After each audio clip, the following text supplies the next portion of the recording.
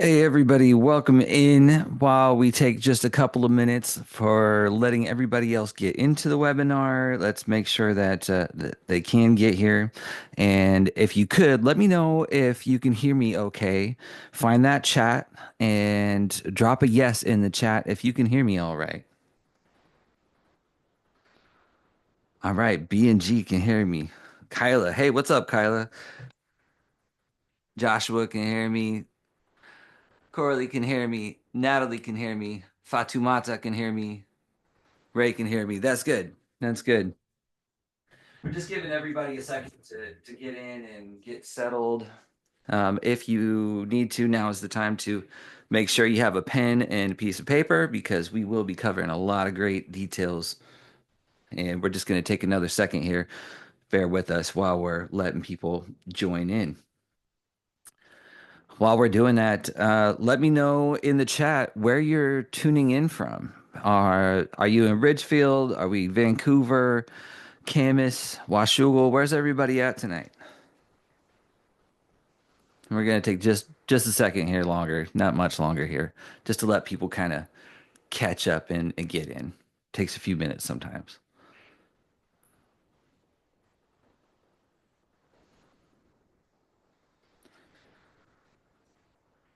All right, Honey's coming from Portland. Just so you know, this information covers like the whole area. All right, Hillsboro, I see you, Senny out there in Hillsboro, Vancouver, everybody everywhere. This is going to be the same information. There's a little bit, slightly bit different information depending on what county you're in, but not really. For the most part, this is the same for everybody. So we're just giving it a second here. All right. It's so good to see everybody participating in the chat. And I just want to know, do we have any homeowners in attendance? Like, is anybody here that currently owns a home or has maybe purchased a home before? Let us know down there in the chat. Are there any homeowners here?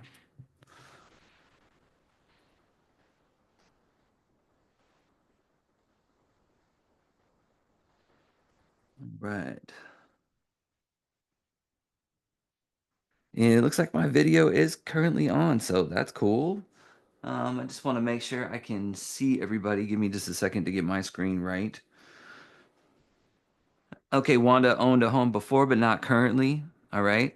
Sunny's a first-time home buyer. Well, welcome in, everybody. I'm so glad that you're here, and we're going to cover a lot of really good information tonight that's helped a lot of people to understand what it's like to buy a home for the first time.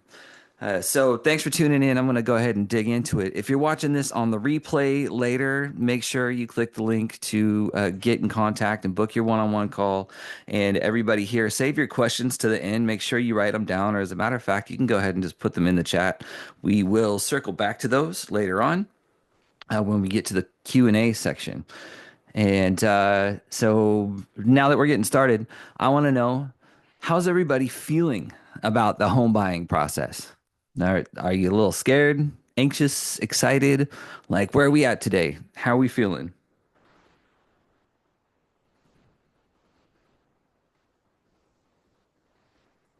All right, it's worrisome. Kyla says it's worrisome. Honey's excited. A lot of emotions, right?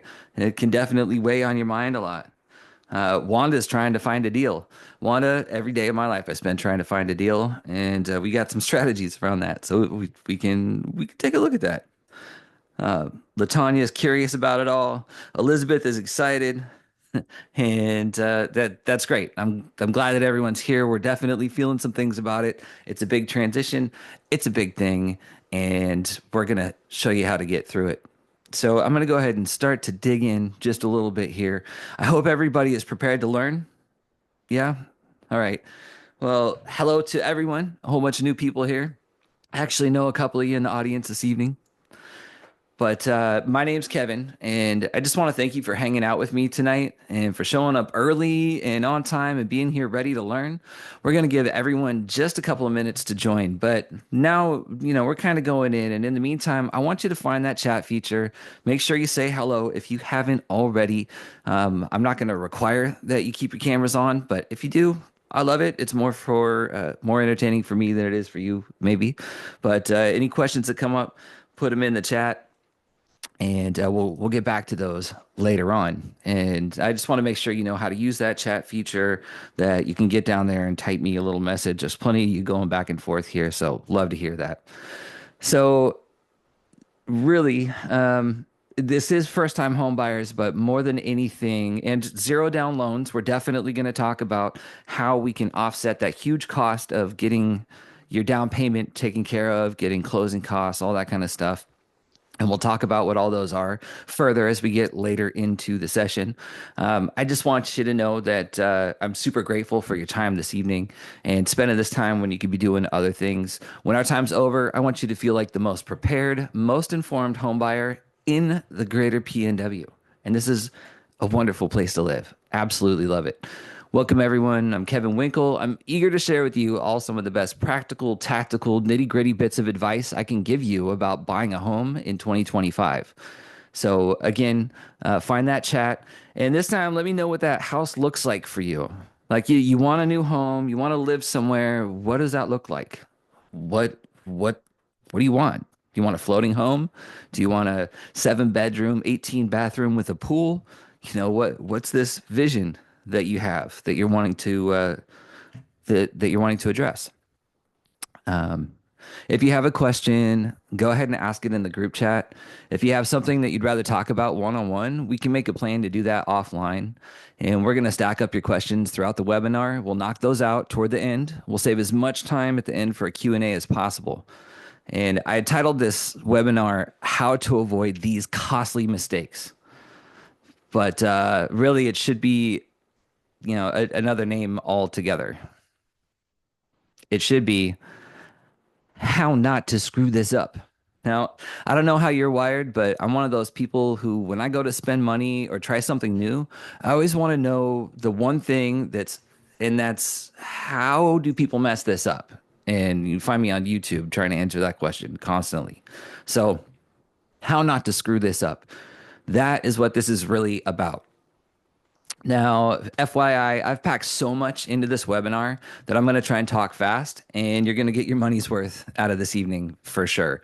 Also, there is going to be a replay of this for anybody who's not able to stay till the end. I understand we got kids that got to get to bed, family obligations. Don't worry about it. We are recording this webinar right now, and I'll post a replay later so you can revisit it. So, I can only imagine that most of you had a long day of work and you might be juggling toddlers or something. It's 100% okay if you want to keep your camera off. Totally fine. In fact, I would have mine off if I wasn't here for you. So don't worry about it. Go ahead and turn that off. Um, but do make sure that you chat. All right. Say hi, raise your hand now and then if you have a question. Uh, let's see. Tracy says, looking for adult family home for couples with disabilities. Great. Yeah, we absolutely work with those. Kayana wants a house in the country area with land. Yeah. Brandy would like a craftsman with acreage. I definitely know a little bit about that. There's a lot of that in Clark County. So as you can see, I'd like this to be interactive. I hate feeling like I'm the only one up here talking to myself, though I don't have your screens right in front of me. It's totally okay if you have your camera off. I just want to make sure you get this information and make sure you get your questions in as we go. We're going to stack them up, knock them out at the end. By the way, again, I know everyone can't stay the whole time. And if you know you want to connect with us and get your individual questions answered, find out what types of programs you qualify for, and create a plan for purchasing a home, I'm going to post a link in the chat box right now to get you guys on our calendar. So give me just a second. I'm going to put that in right now and paste 2, 3, 4, and send it. So these are a limited number of appointments, and also if it doesn't look like any appointments are available during the times that work for you, go ahead and just reply to one of the text messages we sent and we'll work it out. Okay. So moving on here. Now I have another question for you.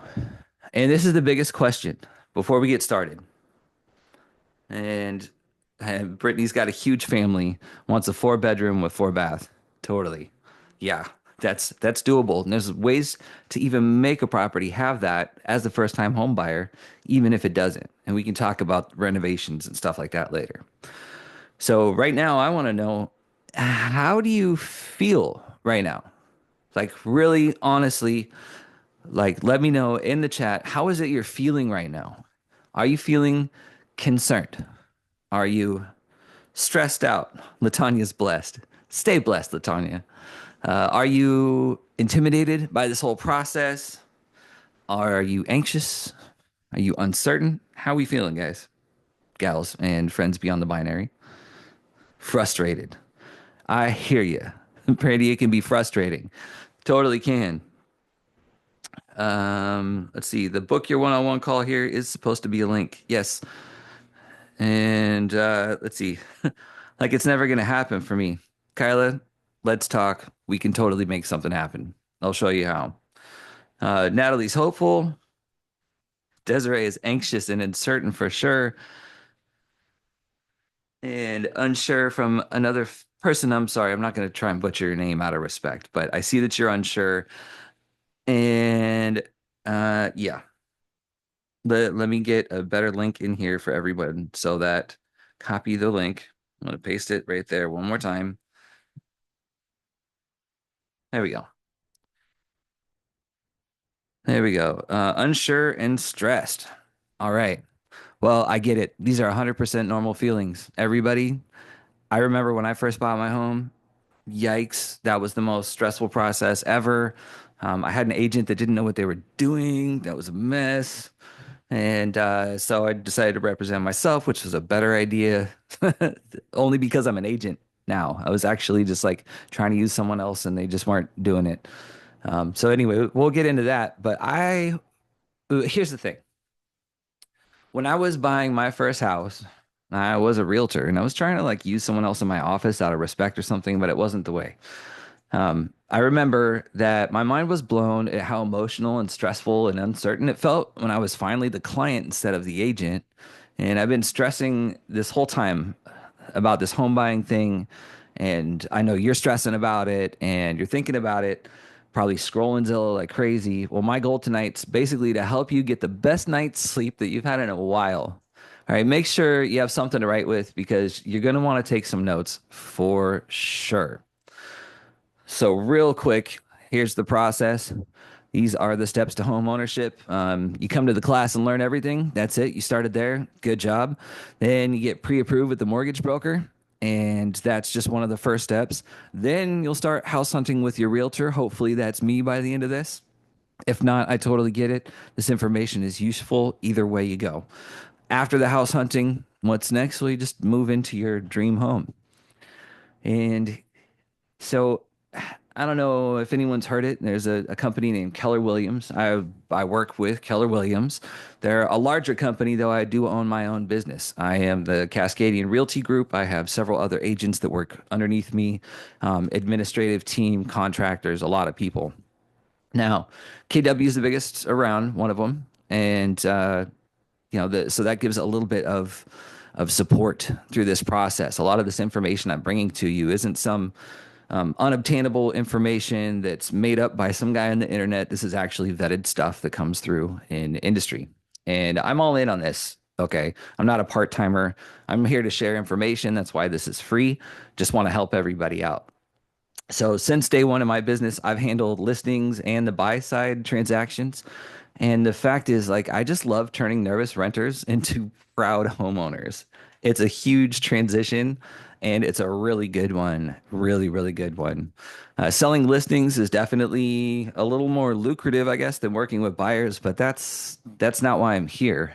Nothing makes me happier than seeing people's faces when we put the keys to your new home in your hands at closing. And so just a little bit about me before we move on. This isn't about me, and I don't want to spend too much time here, but I'm from the area, born at Emmanuel Hospital, raised right here in the metro, currently live in Vancouver because I found it's the best place to live in the greater Portland metro area is Vancouver, Washington. And you can agree or not agree with that. That's just fine. But in this time, I've worked with home buyers, I've worked with sellers, I have worked as a handyman and a contractor for about 10 years. And I kept helping people remodel and fix up their houses and sell them. And eventually that led to me getting my real estate license and helping even more people to fix up their house and sell it and buy a new one or to help them buy the first home. So that's a little about my background. I worked with a home inspector, all that stuff, and it's not about me, so I'm going to skip right past. But if you want to know my big why and why I do it, it's these two right here. My kiddos love them to death. My daughter's so proud. She started her own sourdough making business. I don't know if you guys are making sourdough at home, but it's a trend. And yeah, big time. Um, Tracy, I see you're beyond stressed and you have a time limit. Tracy, make sure that you book a one-on-one consultation and let's help you get your goals achieved real quick. Yeah. So yeah, these are it. I've been around the industry for over 10 years. Started as a handyman. I got a degree from the Art Institute of Seattle in 2005. And my big give is I just share information freely. Honestly, I'm trying to consult with anybody that's trying to do something with their life and get to the next level. I'm really good at working with small businesses, with independent contractors, with subcontractors, and to help people understand more about customer acquisition and just really how to survive on your own outside of just working a regular job. And another big part of why I do this is just to be honest, I love buyers. I love people who are out there shopping for a home to set up their new life and to level themselves up and start building wealth. And the fact is, they love me back. Lots of five-star reviews. Go ahead and put my name into Google and you can check it out. Lots of social media. I exist. I'm real. And but here's something that I've learned in over 10 years around this industry. Most buyers screw this up so bad. So bad. Based on over 10 years doing this, I can honestly say that 90+% of first-time home buyers end up in the wrong house and or the wrong deal. Yeah, 90% of them. Our job today, we're going to help you see around corners. We're here to make sure you don't fall into the traps or pitfalls or miss out on huge amounts of money. There is down payment assistance for at least 10,000 on up to 40,000, 50 depending on the size of home and some other things about your circumstances. There's a lot out there. And I want to make sure that you are able to take full advantage of that. I mean, it's making you free money. So, mistake number one, we're going to go through 5 mistakes tonight. Mistake number one is they don't take advantage of first time buyer programs. This is nuts. Let me say this again. First time home buyers don't take advantage of first time buyer programs. That's crazy. All right. So just let me know in the chat, raise your hand, whatever, if you like the idea of leaving thousands, not just thousands, but tens of thousands of dollars on the table. You love it, right? No? No? Yeah, I don't like it either. Um, So we're not going to have you do that. I'm going to show you the ways that you can lose money tonight. Use me to for this process or don't. This is helpful information and it's going to help you down the road. And I understand if you can't stay on for the whole call, if you have to leave or get away, I'm going to paste the link in the chat right now. And you can book your one-on-one call if you have to run off. And in that one-on-one consultation, and I really strongly urge everyone to do this. This is a free consultation. There's no strings attached. We're going to sit down with you and develop a roadmap to owning your first home.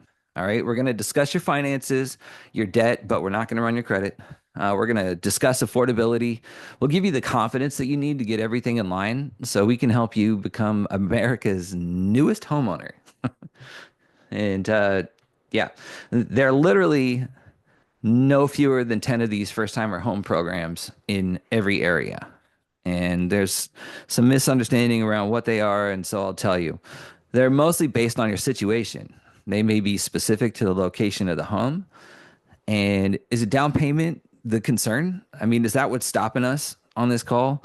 If that's the one thing that's keeping you up at night about this process, well, listen up. We got a plan A, a plan B, a plan C, and a plan D solution.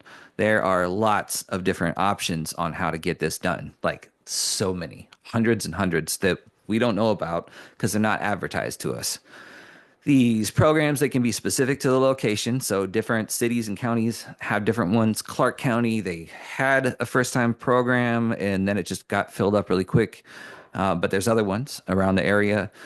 They could depend on your income. So these are different grants on different levels, depending what you bring home.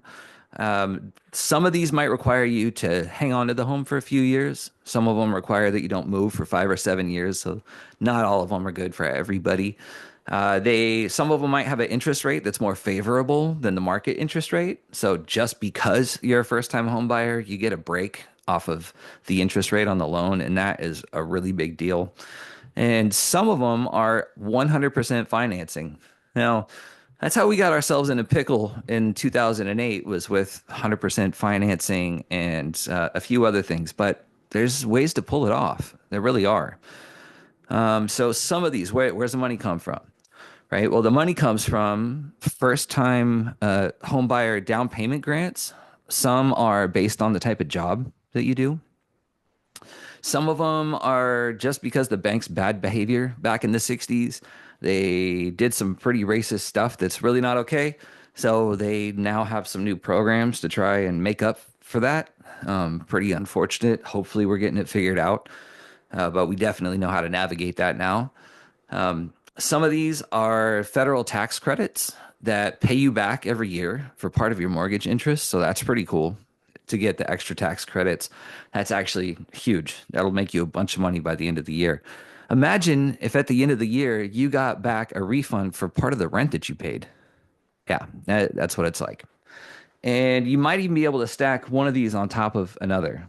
So you can kind of um, use more of these options at once to pay less out of pocket when you buy the place. This isn't even talking about negotiating with the seller of the property to help give you some extra money towards your down payment or towards closing costs. And new construction, they're rolling out the red carpet right now and paying down people's down payments and their closing costs, helping you lower your interest rates. Like pretty good. So here's a quick example, and we'll just run through this real fast.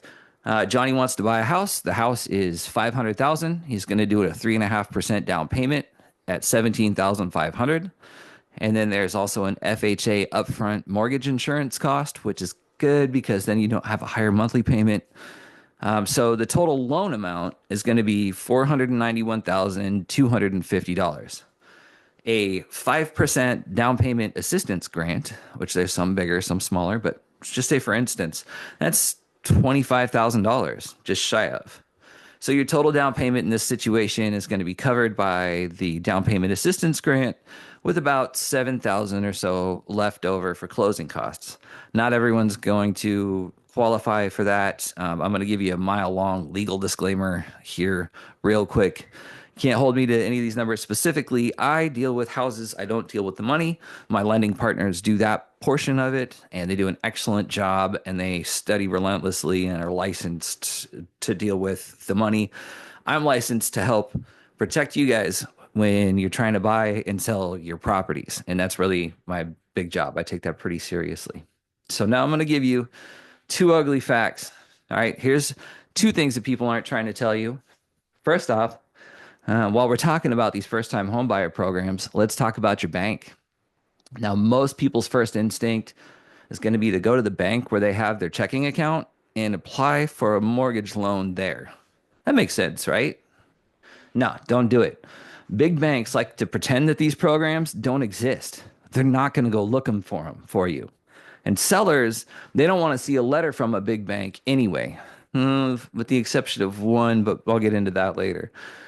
They don't want to see that because they may decline your offer outright or punish you by making the terms less favorable since they don't trust your lender. The banks have kind of fallen out of trust in the with the industry because they aren't able to close and fund loans as quickly and easily as the private mortgage brokers are. So sometimes it can destroy your ability to buy a home if the bank doesn't close it quick enough.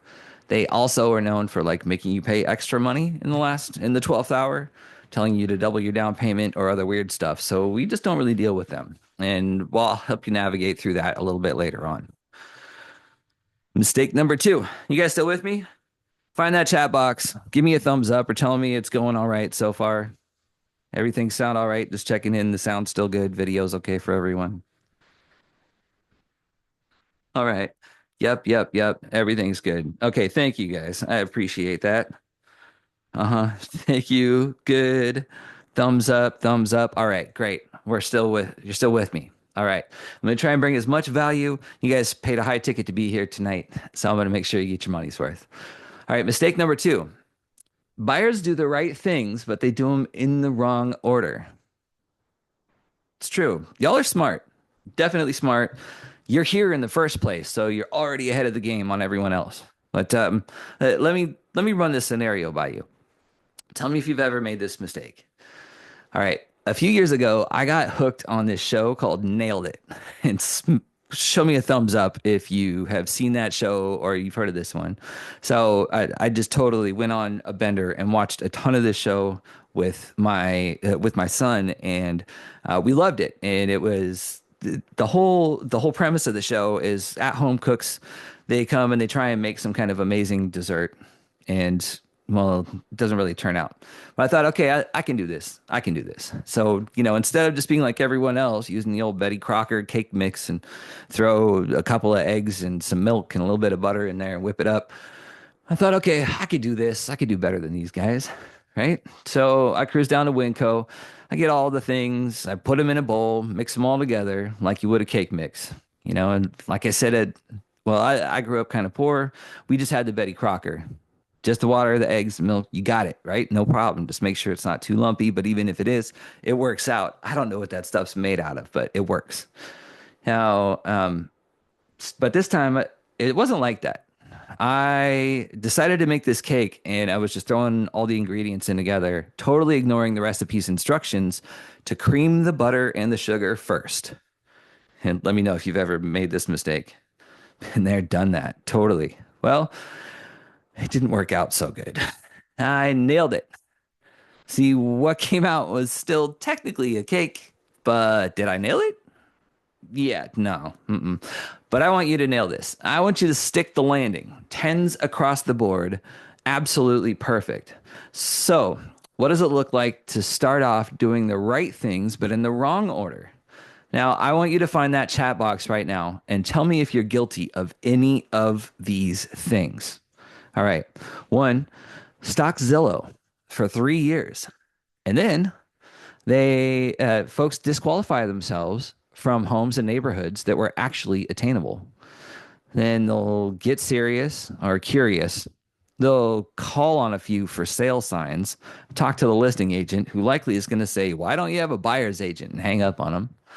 Then they'll walk into a builder's model or three to go check out the new construction neighborhoods. And there's some pretty good ones around. Definitely worth checking out, but make sure you don't do it alone. We'll get into that later. Then they'll visit a few open houses. Finally, they're going to get tired and just walk into the builder or do an open house and buy something on the spot because they're worn out. That's a bad deal. And I see it over and over and over again. And my personal observation is that more than 90% of first time home buyers wind up in the wrong house and the wrong deal. They got a house, they made a cake, but did they nail it? Yes? No? Let me know in the chat. All right. So, bottom line, you end up in the wrong house and the wrong deal. Mistake number three. This is a big one. And I just have to preface this by saying I got a lot of love for the builders, being from construction myself, but not for all of them. And they kind of, well, they set up a trap, and it's the perfect trap. So mistake number three is first-time homebuyers get sucked in by the builder's marketing machine. Now, when you go walking into that builder's office, you're going to run into one or two people, probably one of these two. You got the handsome sales dude. He smells like money, drives an obnoxiously nice car. He smells amazing. I mean, he's always got way too much cologne on.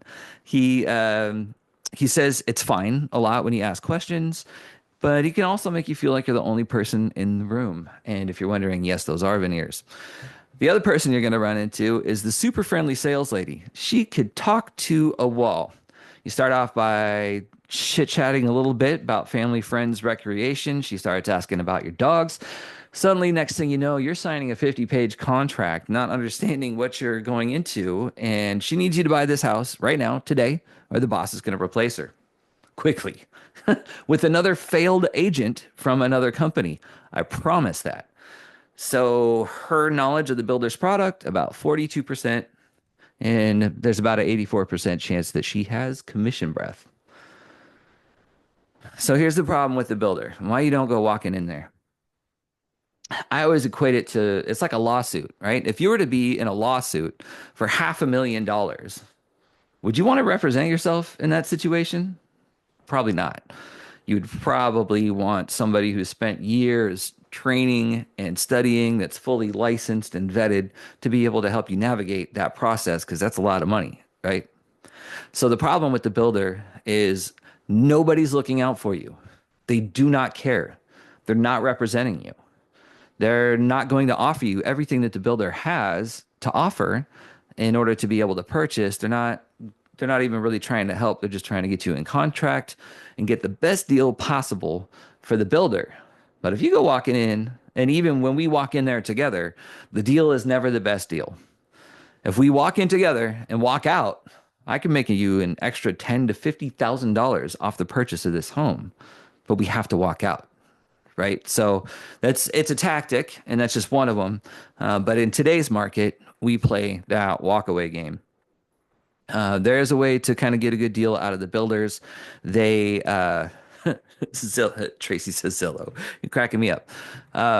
Zillow is a round robin of agents. Just for everyone who knows or who needs to know, Zillow, it's not actually a brokerage. All right. It's just like a crapshoot, a literal crapshoot. If you say you want to book and go check out a place, you get some kind of failed agent who's paying way too much money to Zillow in order to get some kind of clients, and the level of service is awful, totally terrible. And they put out a press release saying they can't even trust their own numbers. And so they don't buy houses anymore. Zillow is tough, but it's a really good user interface. I'll give you that. Um, yeah. So that about wraps that up with the new developments. The deal that they're offering is never actually the deal. I can get you 10 to $50,000 more of incentives or credits or down payment assistance or closing cost coverage, all sorts, when we go in together. And they just treat agents differently. It's kind of like landlords, like they treat their tenants different than they treat, the local authorities or the property management company. So we'll see a different response from them when I go walking in with you. So thank you so much for sticking with me this far. Stay till the end. Okay, number 5 is going to blow your mind, and then we're going to do a Q&A session. So I hope everyone is stacking up some questions and that they have some kind of idea of what they want to get out of this. Um, you can let me put this link in the chat right now. It's going in there. Okay, if you haven't yet, you can schedule a free consultation right now. Just click that link and it'll take you to a screen that looks like what you see right there, where you can book directly onto my calendar. Again, if there's not enough room on there, just send me a text message and I'll fit you in. I'll move something around for you. I want to make sure you get your questions answered, right? But the whole goal of this appointment is to develop a roadmap so you can own that first home, talk about finances, talk about credit, get your questions answered. You can have the other people that didn't make it to the webinar tonight come and join for this.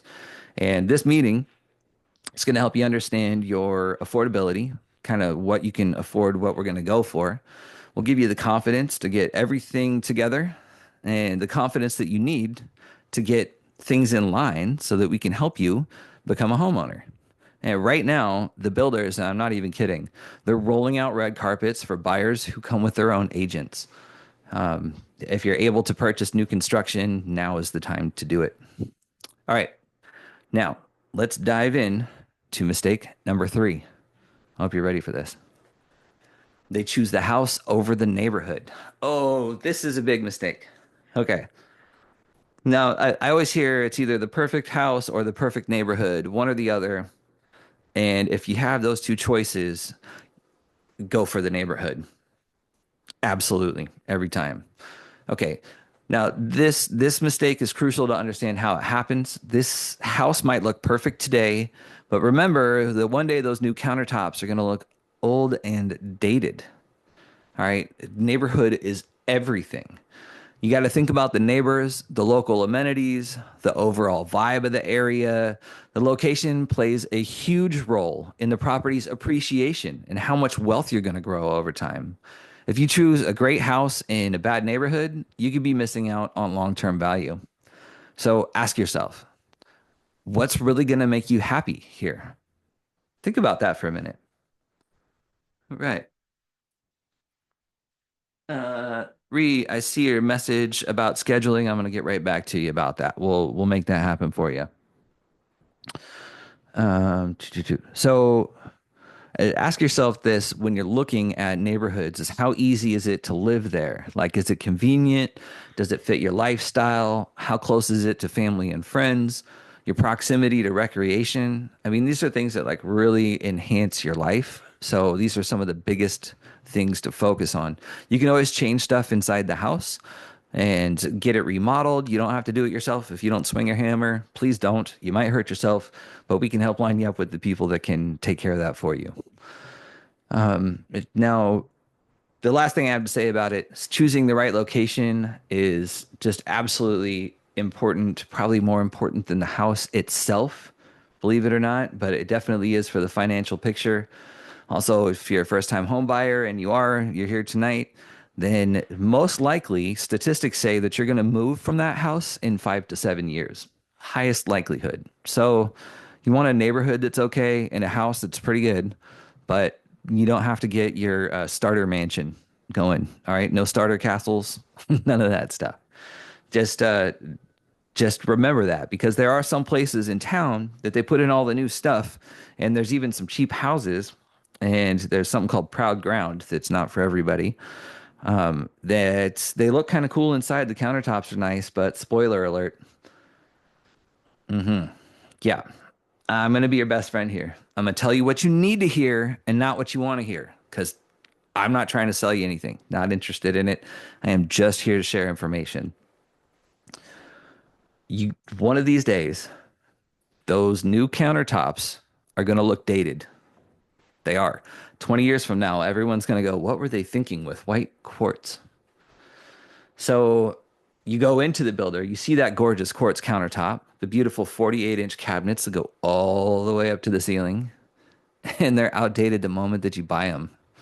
Just look at what happened to the value of Tesla cars. Don't get me started on that one. Now, obviously, it's important for you to be in love with your surroundings. You shouldn't move into a house that's going to make you feel miserable at all. But the design of the house shouldn't be the only thing that we're focusing on. So most people in our market own their first house about 6, maybe 7 years. Then they come back to me and they want to sell years later. And I ask them why they've loved their home so much. No one has ever said because of the countertops. None of them. They say things like, having the new Costco around the corner made my life so easy. Or our kids can walk to the elementary school, so everybody sleeps in an extra 20 minutes every day and gets exercise. Or they'll say, like, our neighbors watch our cat while we're on trips. Or there's a police person who lives down the street. It makes us feel better. So these are the three things that are going to make us happy to live here. How easy is it to live here? The neighbors and the location, that's going to determine appreciation. There's certain parts of town that those values aren't going up very much. So what do we do? Now, for the next steps, let's address a crucial aspect of home buying, and that's schools. Anybody at home, anybody listening right now, have some kids in schools or trying to figure out what the school is that you want to move into? Let me know in the chat. Anybody else out there have some little ones in the schools right now and need to take into consideration? Okay, Kyla, yes. Matter of fact, I met your kid. Um, Natalie, no. Ree, yes, yes, yes. Okay. So, even if you don't have children or don't plan to, and can't say I blame you. Take my kids, please. Just kidding. I love them most of the time. Even if you don't have them, you just have to understand that the local school system is going to significantly impact property values. See, schools drive appreciation in a neighborhood. So it's important to do your homework here. And like really important. So every time you're looking at a place on Zillow, Redfin, whatever you're looking at, make sure you go and check out the listing at the bottom or onto greatschools.org, which is a pretty good place to start. And it'll tell you, which schools or what the rating is on the school. So if it's got like a 3 out of 10, maybe we bypass that listing and check somewhere else. And there's a lot of those in Vancouver. There really are. And next, we need to assess the appreciation potential. So this is kind of a nerdy thing, I know, but we do it based on location. So we look for signs of scarcity. Is the area growing? Is there a limited number of homes available? Are they being sold before they're even done being built? Now, these factors can make a big difference in your investment. All right. And let's not forget about the neighbors. All right. Seriously, take a walk in the neighborhood, maybe after dark, and knock on some doors. You would be so surprised how receptive people are when you just say, "Hey, I'm checking out the neighborhood, was thinking of moving here, and just want to know what you love about the place." People are actually a lot cooler than you think. They'll let you know, "Oh, this is a great neighborhood," or "Oh man, you don't want to be on that end of the neighborhood, and that there's some trouble down there." They'll tell you. It'll help you get a better feel for the area and for its dynamics. And this step is almost always overlooked. Always. Talk to the neighbors. Talk to each other. All right, mistake number 4. Now let's see. Okay, Tracy says, I live across the street from school. Oh my goodness. 2 grandkids. Okay, nosy parents, speeding cars trying to get kids to school, there and back. Anyway, yeah, definitely living right across the street from the school or right where there's like all the traffic lines up and your house is right in front of it. That might not be great, even if it's a great school. So take take into consideration, what kind of impact there's going to be within that neighborhood. And again, ask the neighbors because you could knock on Tracy's door and Tracy will tell you. And you're like, well, I don't have any kids. I don't want to deal with that. I can't say I blame you. Let's see. Not sure of schools, but need to switch from battleground schools to Vancouver schools near the mall. All right. Desiree, I can totally help you to look at what the different schools are in that area and find the ones that are going to be the right fit for you and your family. But that information is publicly available. Greatschools.org is an excellent resource for that. And you can find links to all their stuff on the bottom of every Zillow. Now, here we go. This is a big one. Pull out your pen and your paper. This is note-taking time. Average home buyers don't dig deep enough into the numbers, but you guys aren't average. You're here tonight. So I'm just going to break it down real quick. No more confusion. What are closing costs? Has anyone heard the term closing costs? Is there anyone here who doesn't know what closing costs are? Probably most of us. Well, yeah, find that chat right now. Are there any terms that are floating around that you might see on here that you're a little curious about? Natalie has definitely heard of closing costs. Okay. Thank you, Natalie. Appreciate that.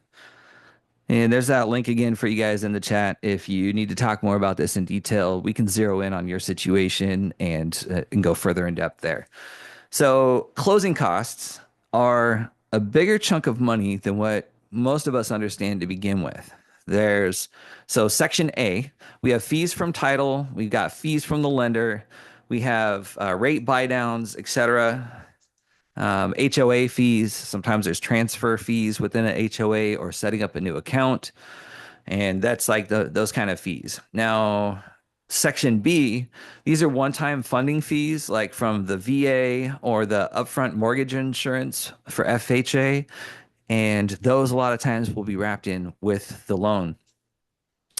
C, prepaid taxes, insurance, etc.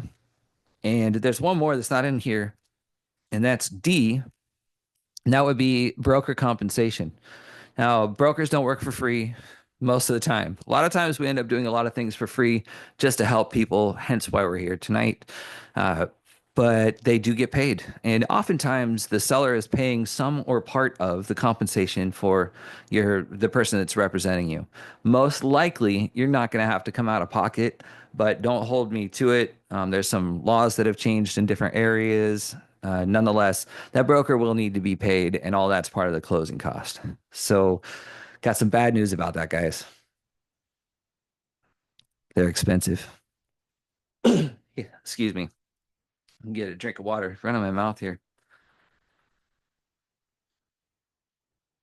Yeah. So closing costs can often be, about 1.5% of the purchase price, maybe a little more, maybe 2%. Um, and that's pretty expensive. That's, 7,500 to 10,000 off of a $500,000 home. That's in addition to your down payment. So here's the good news, though. Actually, it's great news. We're gonna have someone else pay those for you. Yeah. Yeah, totally. I'm not making you come out of pocket more than you need to. We're going to fight to make sure that you don't have to. Now, if we were holding this webinar 4 years ago, when people were having their parents give them hundreds of thousands of dollars from their retirement account so they could pay way over asking price on a house, I would have told you, hey, you're going to need some serious cash to make this work. But the tables have turned. And aren't you glad you didn't buy a house when everyone else was climbing over each other to do it? Like 2021 was rough. Nowadays, the builders are rolling out red carpets. Even the resale sellers are helping to pay for closing costs and understanding that's part of what needs to be done in order to get you where you need to go. Now, let me pull back the curtain a little bit and talk about how our brains work for a second. I don't know how it is in your household, but we budget our money based on what comes in over the span of a month and what we're comfortable with spending in a month's time. So tell me in the chat if that's how you guys run things at your house. You, is everyone else here still on this paycheck to paycheck thing? Let me know. Yep, that's how you guys do it, Natalie. Totally. Yep, Kiana. Yep, you guys check to check like the rest of us. We got to figure out what's affordable and what's not. Well, good news. The banks aren't going to let you borrow more than what you can actually afford to pay back. So that's not going to happen. But really, it's all about this monthly payment, right? Um, Now, sometimes our folks will find that the home they really want is just barely out of their price range. And then it's our job to make it fit in the box for you. Because of the cost of property taxes, home insurance, HOA fees being all over the place, the monthly payment for two similar homes on opposite sides of the street, they can literally be hundreds of dollars different, like a lot. And we're nerds about this stuff. And if we ever find that you need to squeeze a little bit more room out of your monthly budget, we've got about 5 things that we can play with to get you into your dream house. So smash that thumbs up button down there if you guys would find it helpful to squeeze more house out of the same monthly payment. How would it feel to have a better house for the same payment? Let me know. Thumbs up, honey. Thank you very much. Appreciate that.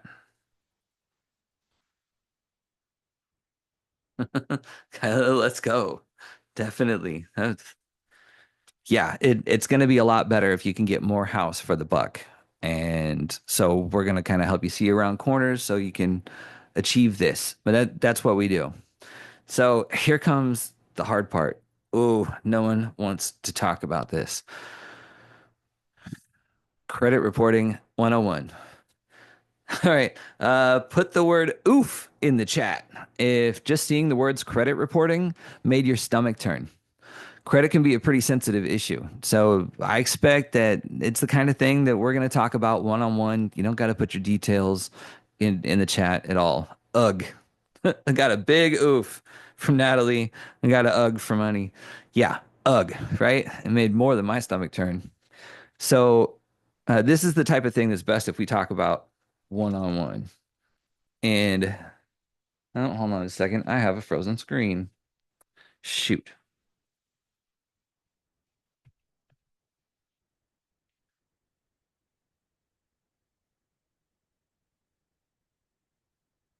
Uh-oh, guys. All right, you're gonna have to stick with me for just 1 second. I have a little tiny problem. There we go. Got it. Sorry. Technical difficulties, but we got through it. It's free. You get what you paid for. Sorry. My apologies. Thank you for bearing with me. So if you got credit related questions and you feel comfortable enough sharing those questions in the chat, then please do. But otherwise, don't worry about it. Don't feel pressured to. You don't have to talk about your situation. We can always talk about that later. There's plenty of time for it. Here's the good news, though. There is a conspiracy to let you boost your credit super quickly to be able to show that you qualify for a home. I know it sounds nuts, right? But it's totally true.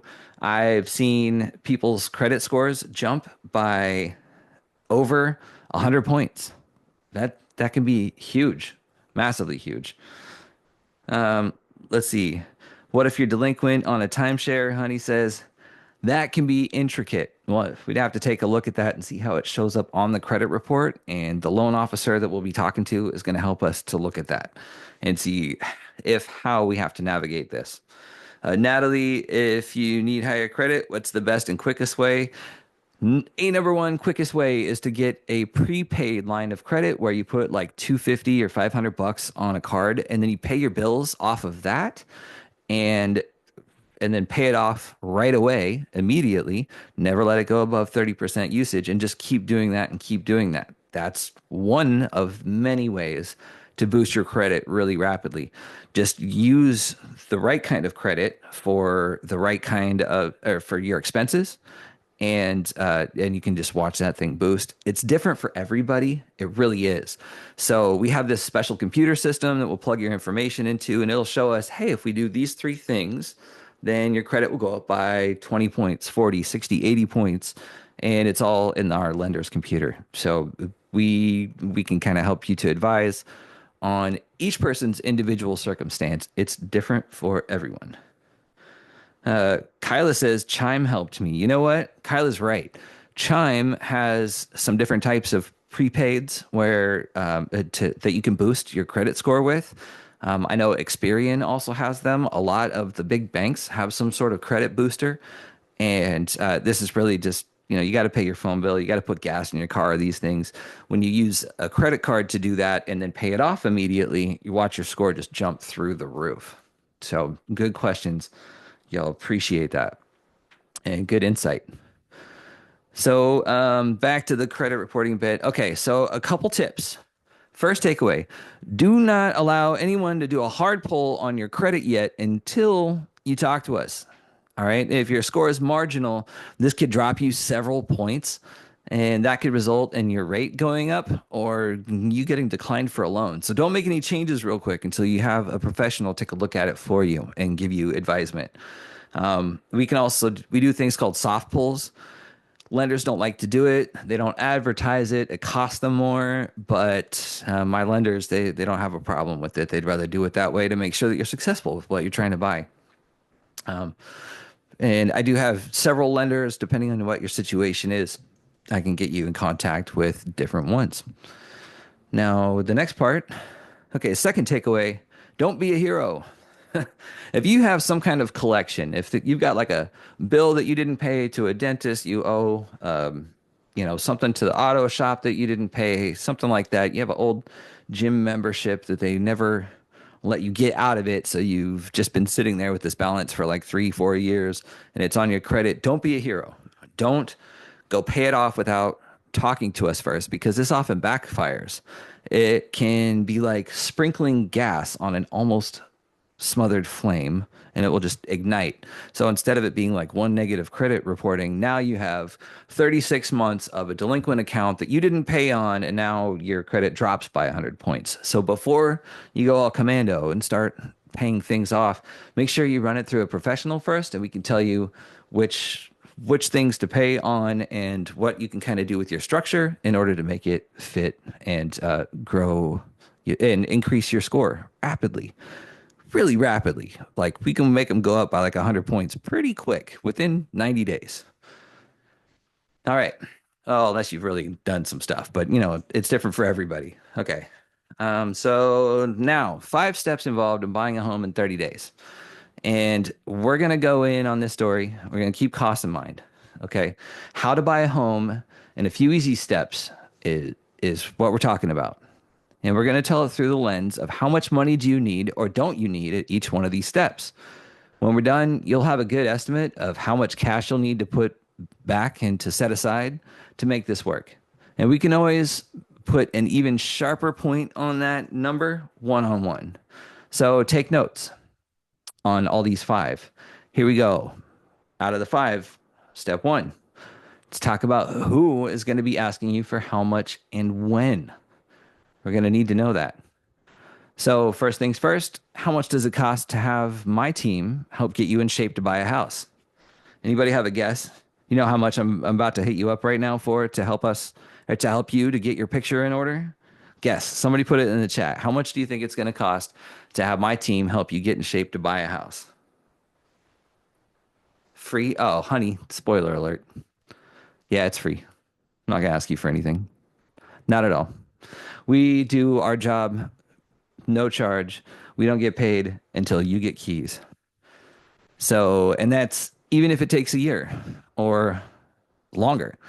The seller still pays for commission in our market, so that's good for you. You don't have to come out of pocket to get us to help you. The sellers take care of that for the most part.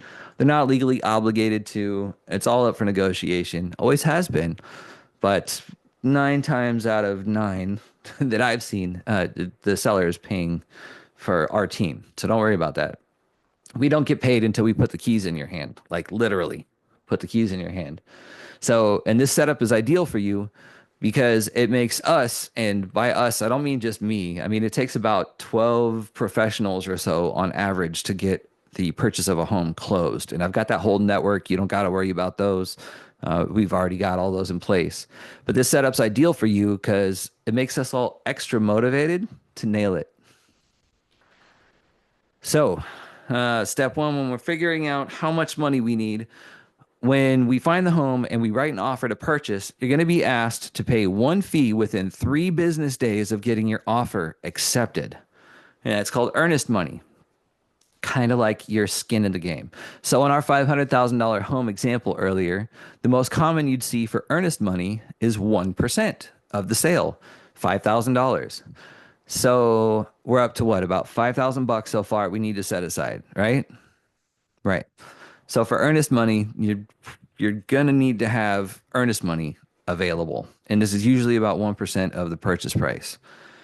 And this is money that you can get back if the house doesn't work out. And that's step 2. Now we're under contract. We wrote an offer, got your offer accepted. Now we need to make sure this deal's got legs. So you got to you're going to have to go through the first steps here. The lender's going to be asking for updated documents, the title company, which is a third party who guarantees you're clear to own the property, and it also helps to keep the whole process moving. They'll have some info for you to provide. And then, of course, we're on your case about scheduling your inspections. Now, the inspections, this is very important. I mean, very, very important. And this is how we get out of it if we have to. Because we don't buy lemons. We're not into that. We don't make lemonade. This is not the game. So we're going to do a home and pest inspection. General home inspections are usually 500 to 700 or so, depending on your square footage and specific location. And this is something that's always paid for by the buyer. So some loans require pest inspections, and that's going to be about another 150. So we're 650 to 850 right there. So let's just say 700 on average for inspections. We're at 5,700 so far. And moving on. Now, secondary inspections that may come into play and will. If there's a pool, you got to have that inspected. Sewer lines always need to get inspected. Septic systems, stucco, roof, HVAC, foundation, all the systems in the place need to be inspected. And if there's something kind of going wrong with one of them, we need to bring in another expert to check it out. Because at the end of the day, I don't want you to buy the wrong house. I don't want you to get a money pit. I know we've all seen that. That's been on repeat. So we're not going to do that. Now, step 3, we're going to renegotiate the deal. So, based on the inspection results, we're either going to do one of three things. We're either going to terminate the contract and get your earnest money back. You don't get the inspection money back, but that's fine. Best insurance policy you've ever had. But we'll get that earnest money back. We'll go find another house. Two, and this is the most likely, is we're going to pick 2 to 3 items for the seller to perform. And they have to fix it before the closing. And this usually means they owe us receipts. They want, and we want warranties for any of the work that they do. We don't want their cousin doing it. We want to know that a real contractor did it. We don't pick silly little niggly things here. We don't nitpick. This is health and safety stuff. So if there's a black mold issue, if there's some leaky piping, something like that, this needs to be repaired. But we're not going to deal with chip paint or pieces of trim that have little bits knocked off. Like we're not going to do the small stuff. That's not what it's about. The homes are always priced based on their condition. This is more like more serious stuff that maybe we didn't see when we first decided we wanted to buy it. Or three, and this one's one of my favorites, we'll negotiate an additional amount of money as a credit to you in the form of cash at closing in lieu of repairs. So this credit's going to reduce the amount of cash that you need to close. And we could use it to buy down the interest rate. We can use it to pay less for the price of the house. We can use it towards your down payment. So this is another way I can assist you in getting down payment covered is when negotiating additional credit in lieu of repairs. Especially if we're like, oh, this carpet's kind of old, but we like the house anyway, so we're going to buy it. Then we say, well, this carpet's really old. It's not like we didn't know it, but at this point we can get a credit, like maybe 5, 6 grand. And maybe instead of doing the carpet, you're okay with it because you got 4 dogs. So now you got 5, 6 grand extra that you can apply towards closing costs. Step 4. All right. Now, everything goes quiet here. After we've done the inspection, we've renegotiated. Right now, we're at about 6,700. Is that right for all of it? That's a little high. Oh, right. We're at 5,750. And then we're going to say, we're just going to call this $1,000. But although depending on what you decide tonight, you might be able to get some of it back on these different programs. But right here, after we get the appraisal, so this appraisal is going to be required by your lender. The lender is going to ask you to pay for your appraisal. And, this is about where it all goes quiet. We're about a week in. We've checked out the house. We've done inspections. We've gone through the whole thing. And now we want to know that we just have to wait while the lender figures it out. It takes some time to fund the loan. So everything goes quiet. You're like, I thought we were buying a house. And now there's nothing to do. And so it goes quiet. So we do the appraisal. We make sure it comes in all right. But we just have to kind of chill during this time that we're under contract. Remember, this is not your cue to go buy a bunch of furniture. Do not go buy a Range Rover. And everybody feels this. The second that they get under contract for a house, and I mean everybody, myself included, like, oh, I'm going to go buy all this furniture and put it on credit. And then we're going to use that, right? We'll just use credit. No, stop. Let me give you these 10 commandments of buying a house. Here's what not to do. This came from the internet. Yeah, it's kind of a meme, but listen, buying a home is a big deal. It can be overwhelming. We're going to talk it through. We're going to figure out the best steps for you. And let's make sure that we chat and talk about it. But in this situation, so now you're sitting there under contract. You're about to get this home. You can't do any of the stuff on this list. Do not change jobs. Do not become self-employed. Don't quit your job. Don't buy a truck. Don't buy a car. Don't buy a van. Don't use credit cards excessively. Don't let your current accounts fall behind. Do not spend money that you've put aside for closing. None of it. All right. Don't omit debts or liabilities from your loan application. We're like doctors. Make sure you tell us everything. We're more like advocates for you than we are people that you ask for permission to buy a house. We're here to team up with you and help you get the job done. Don't originate new inquiries on your credit. Don't apply for stuff. Nothing. Don't make any huge cash deposits without checking with your loan officer first, even if it's like money from your family to help with down payments. Make sure you talk to the loan officer first, or this could mess up your loan. Don't change bank accounts and don't co-sign for anyone. Now, your remaining closing costs are really up to you. If you tell us, hey guys, here's how much cash I could put forward on this deal and nothing more, we're going to find a way to make it work within those constraints. It's going to take some negotiation, but we'll find a seller who can pick up the slack on closing costs. We'll find down payment assistance if there's some that's applicable for your situation. And we can negotiate all that up front so there's no surprise. All right. Nobody's saying, oh, now I need you to put down more cash or weird conversations like that before closing. Okay.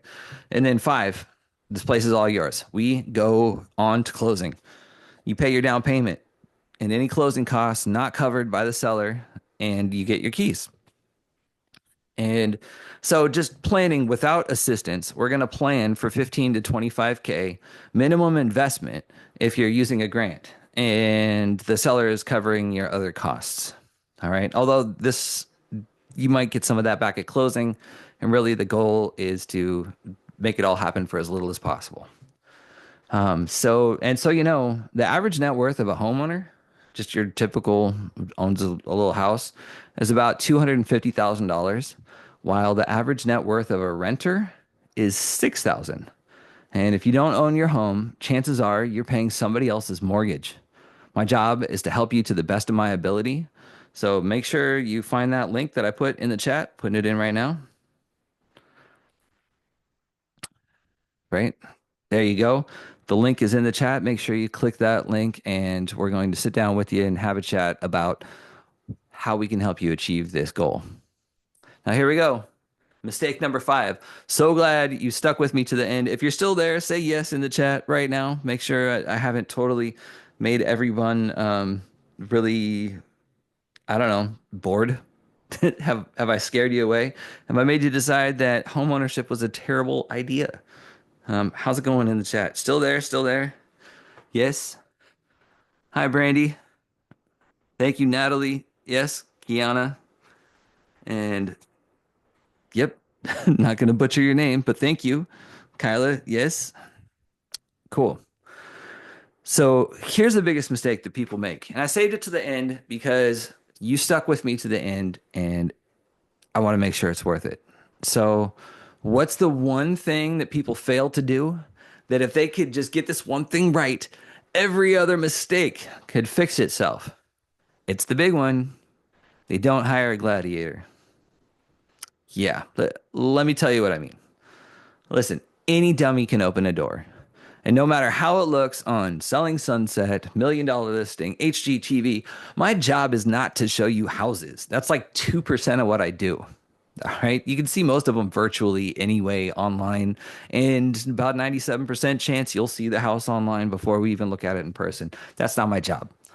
My job is to pick up the sword and fight for you. And that means negotiate hard.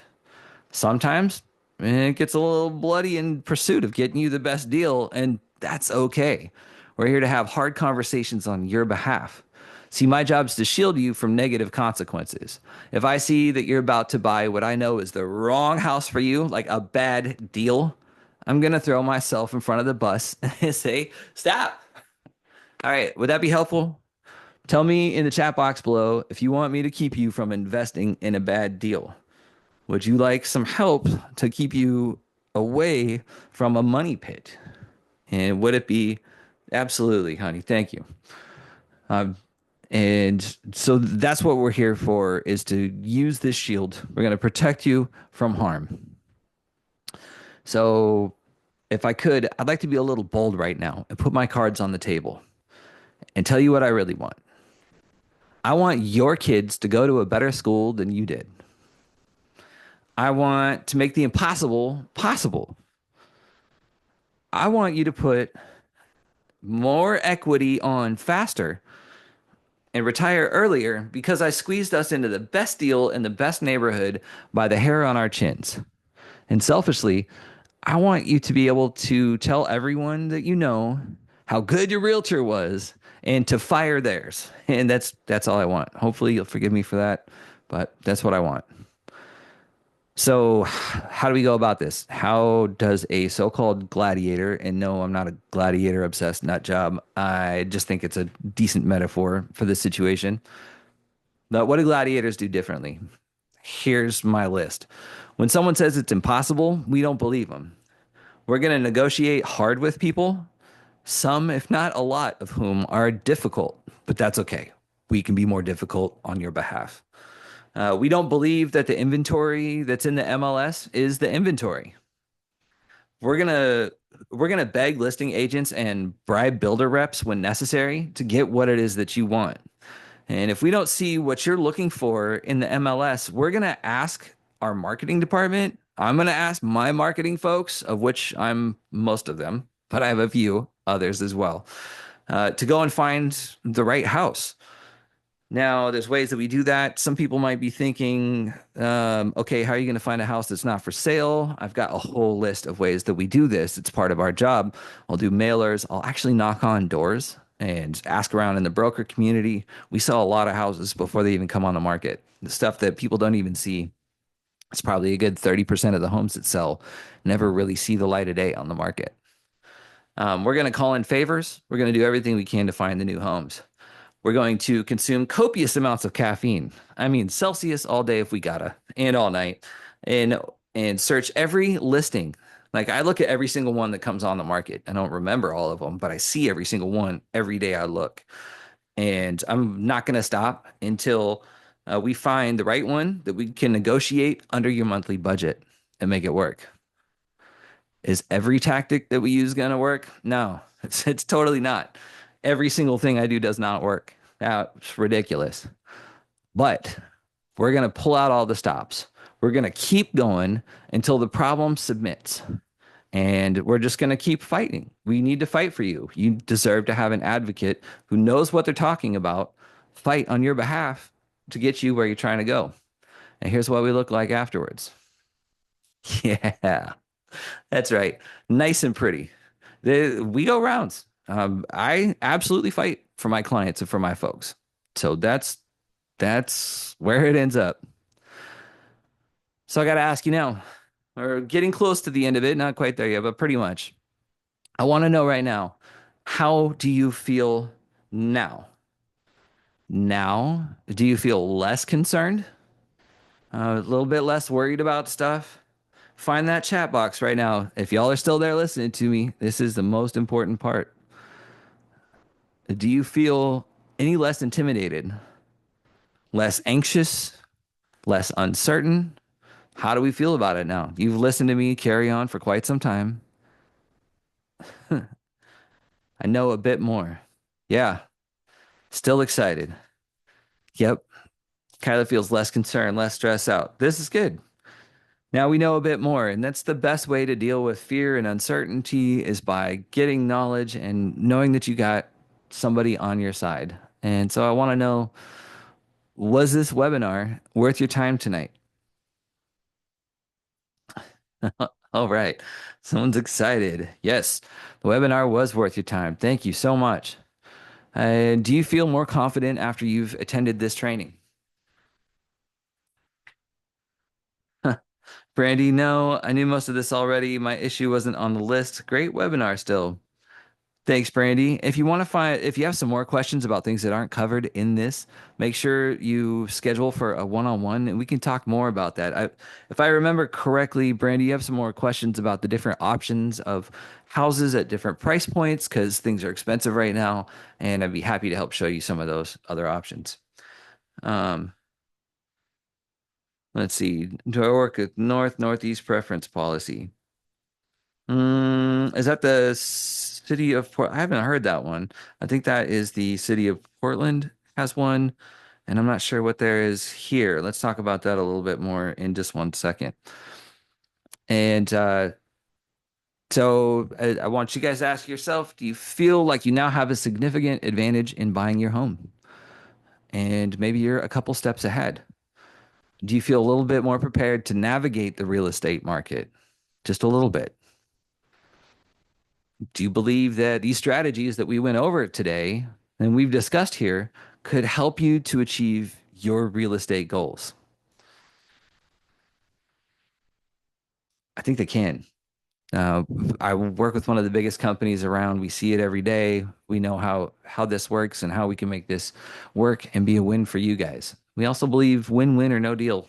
That's really important. More on that to come. Now, I have a question for you, and you can ask yourself this too.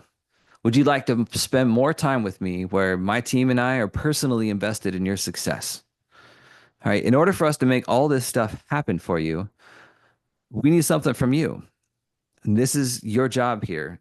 You're going to have to tell me what you really want, and not just in the chat, but what you really, really want. And it's going to take some one-on-one back and forth. You got questions for me, I got questions for you. So here it is. Again, the average net worth of a homeowner is like 250K. The average net worth of a renter is $6,000. If you don't own your home, you're paying someone else's mortgage. All right. My job here and the whole reason that I'm here is to share information with people to help them to get where they're trying to go. Now, I'm going to deal with only a number of transactions every year, but I'm going to have thousands of conversations and sometimes thousands and thousands. And so my real job as a human is to help people get the information that they need to get them where they're trying to go. And that's why I'm here tonight. That's why we're in this free webinar. So if you have the inclination that you would like to uh, hear a little bit more or get your questions answered, then make sure you click the link that I just put in the chat right now. And we'll talk one on one about your situation. I want to hear about your goals, hopes, dreams, what you're trying to get done, where your finances are at, where you need to go, and help you to get on track to be able to achieve this goal. You don't want to spend another year not owning a home. So at this point, I want to say thank you, everyone, and I'm going to go straight into the Q&A session. So this is the end of the webinar here, but I'm going to hang out for the next half hour or so and answer your questions. Make sure you click that link and get onto my schedule. Again, if you can't make it onto the schedule and nothing there looks like it's working, just respond to one of those text messages that I sent you about this webinar or an email, and I'll send you another link for a different calendar that's got some more availability on it, or we can just work it out. Not every day is available on that calendar. Spots are limited, so do make sure you hit that link. So now I'm going to go over to the questions. I'm going to take a look back through the chat and see what these questions are. Now, Honey had asked me a question about where is it here? The North and Northeast preference policy. So every city and city of Portland actually have a friend named Bev who works there in this department, has different down payment assistance programs for different parts of town where the city will actually incentivize you to buy by helping to cover some of your down payment. These can be a double-edged sword sometimes, if I'm being completely honest, because they always have a catch in there. Like you can't move in 10 years or you have to pay it all back. It's not actually like, here's help. It's like, well, here's a loan you don't have to pay back on, but maybe it adds interest over time. And so that amount becomes less helpful because the $10,000 that they give you as assistance, and the city of Portland is somewhat like this, can become a larger amount of money that you have to then pay back later. That's not always the best plan because that can have you in a sticky situation when you go to sell your home a little bit later on. So that's a good question. And when evaluating down payment assistance programs, the first thing to do is to get your pre-approval first from your loan officer, where they go through everything, tell you what your credit picture is, if you're ready to go, or if you need to change a couple things. And then once we got that figured out, where you're financially standing, that will show us which programs are going to be applicable for you. And then we'll dig into those a little bit further from there. We've got a computer system. It's really easy. It takes like 8 minutes to fill out the application. Then the lender will get back to you, ask for a couple other documents, pay stubs, bank statements, tax return, stuff like that. And just remember, these loan officers, the people that are going to help you, you're not asking them permission and you're not begging anyone for money. So you don't got to put on a face with a loan officer. They're actually an advocate that's like working on your team and they work really closely with me. We work together to make everything work for the bank. So the bank says, yes, we will loan on this house to this person. And we do everything we can to wrap it all together so that we can help you out. If anyone has any more questions, please put them in the box down below. Now, Tracy says, I'm a veteran. Do you work with VA loans? First and foremost, Tracy, thank you for your service. We appreciate it very much. Yes, we work with VA loans. As a matter of fact, my lender, well, one of them, I have several, but I work with a gentleman named Casey Carpenter. He's been a lender for about a decade. He is a vet also in VA and has lived in both Vancouver and currently in Tigard, and he really knows the area, and we can totally help with VA. A lot of people have a hard time accessing their VA benefits, or they don't understand quite how to go about it. It can be a long process where you're sending in emails and they're not responding to you, and it takes forever to get back. So having a loan officer who is a vet themselves and knows all the nuance around it, like in Washington, your spouse has to be on the loan with you. Whereas in Oregon, your spouse doesn't have to be on the loan with you. You can buy it unilaterally with your VA with the benefit. But because Washington is a common property state, they require that both parties, even if the other one's not a veteran, are on the loan, but you still get the same benefit. But it really helps to have a loan officer who is a vet and knows what they're talking about in that arena. So I hope that answered your question. For more direct information about that, make sure you click that link and book onto the calendar. And then we'll go from there. Let's see, I got a couple more questions in here. Issues about single income. Brandy, I totally get it. It can be a little bit difficult. And so there's some different programs that can really help with the affordability. You might be surprised what you can afford, but we should definitely chat a little bit more so I can get an understanding of what that single income looks like. I can kind of tell you about roughly what the banks are going to approve for a loan size, and then I can show you what those different properties are. And they may or may not be what you're looking for right out the gate, but they may be a logical step, much more logical than continuing renting to get you where you want to be in 3 years, in 5 years. And I can show you some of those different roadmaps. There's also, I gotta put this, but I gotta say this. There's new strategies because the affordability is tough. And I'm not going to lie about that. Housing prices have doubled in the last 7 years, and they're about to do it again. And if we don't get in and buy now, we're going to be priced out permanently. So, one of the ways that people are really getting together with one of the ways people are buying homes in 2025, and we saw a huge uptick in this in 2024, is something called co-buying. Now, some people just call that roommates, but you can also put them on the loan.